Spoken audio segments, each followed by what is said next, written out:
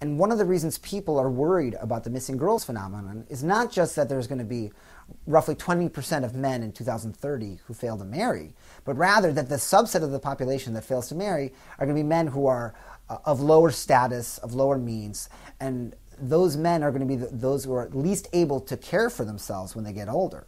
And so what we're hurtling towards this demographic train wreck in which China has been so concerned historically of fertility rates. Now China has roughly less than 10% of the population is 65 and older, and that's going to be over 40% by you hit 2050. China's going to be dealing with this problem of the 4-2-1 problem, where 4 grandparents have 2 kids and 1 grandchild.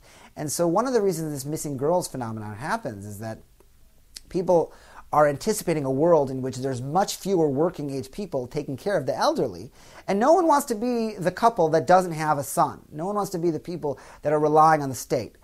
The Chinese policymakers have been very explicit that people shouldn't be relying on the pay. In the United States, we focus on problems of Medicare and Social Security. Well, the Chinese don't have that problem because they've never made it explicit. They've promised nothing.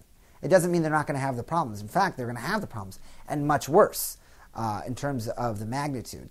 And so all of these things have fed into this missing girls phenomenon.